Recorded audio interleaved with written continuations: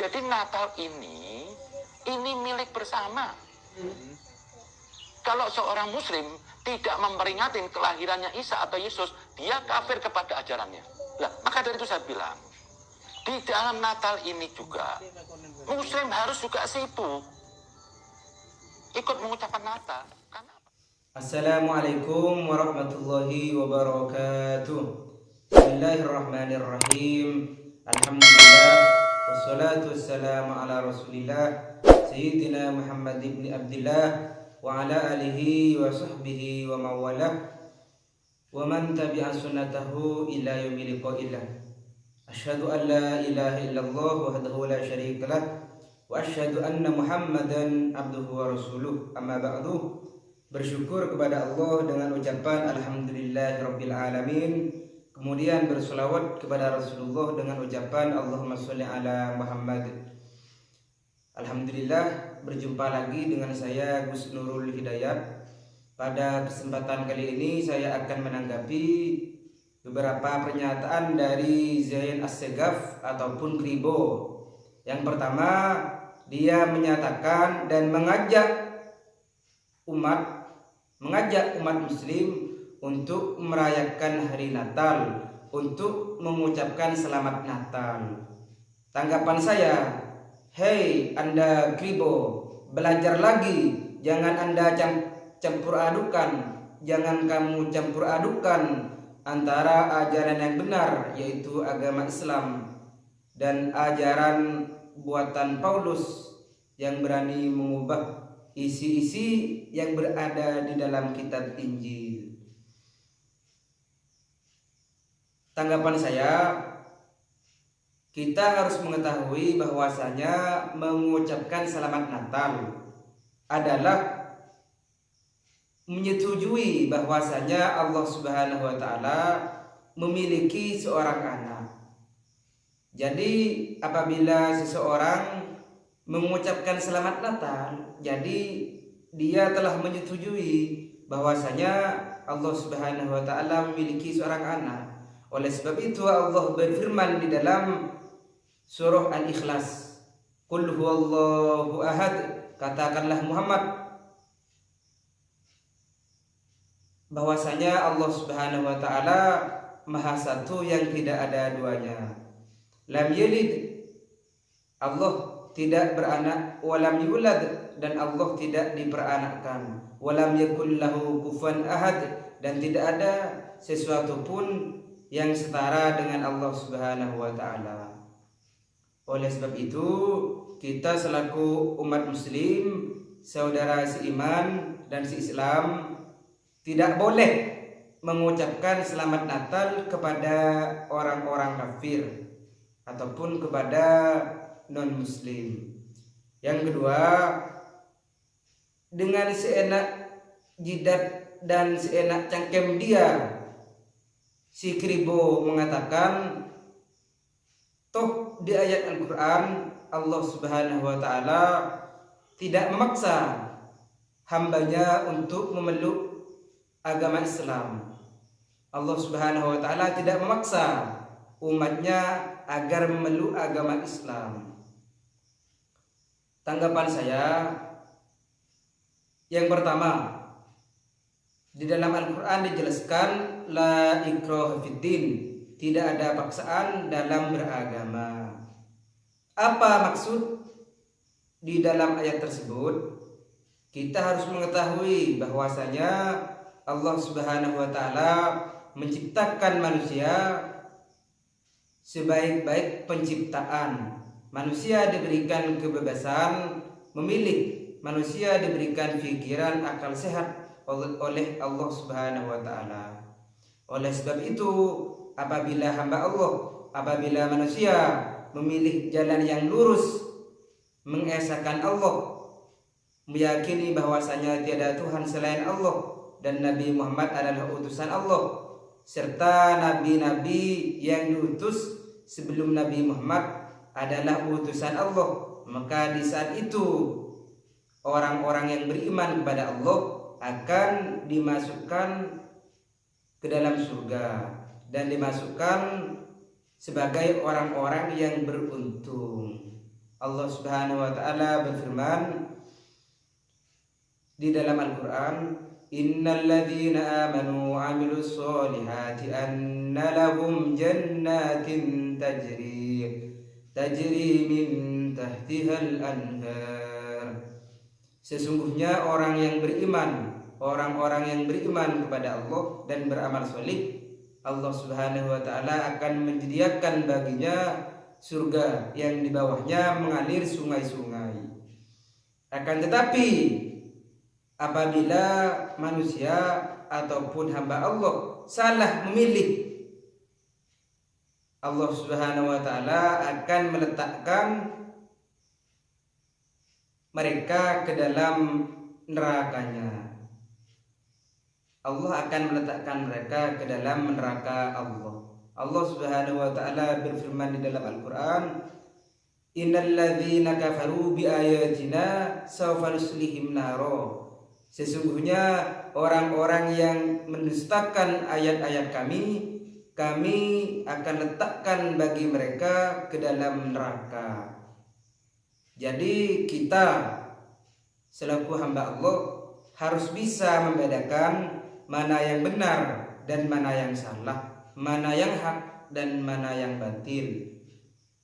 Kita selaku umat muslim meyakini bahwasanya kitab-kitab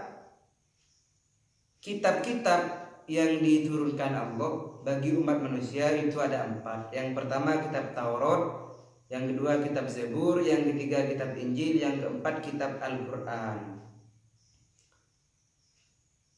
Sebelum Al-Quran diturunkan, kitab-kitab yang 3 yaitu kitab Taurat, Zabur, Injil merupakan firman Allah Subhanahu wa taala. Kitab Taurat diturunkan kepada Nabi Musa, kitab Zabur diturunkan kepada Nabi Daud, kitab Injil diturunkan kepada Nabi Isa. Akan tetapi umat-umat terdahulu tidak mengikuti ajaran-ajaran daripada kitab-kitab tersebut. Mereka banyak menyelewengkan ajaran-ajaran Allah yang berada di dalam ketiga kitab tersebut.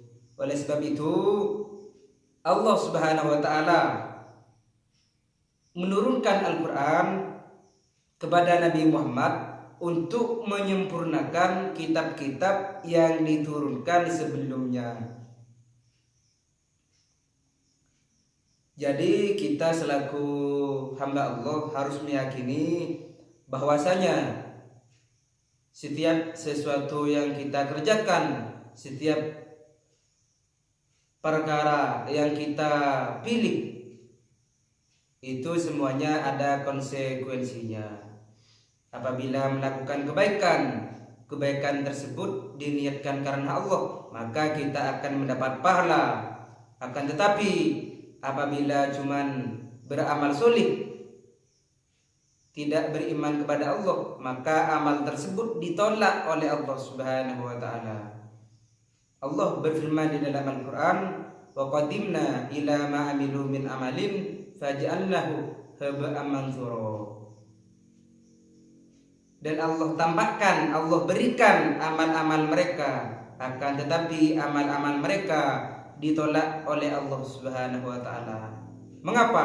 Karena mereka beramal solih, tidak diniatkan karena Allah, tidak beriman kepada Allah, mendustakan kitab-kitab yang diturunkan sebelum Al-Quran.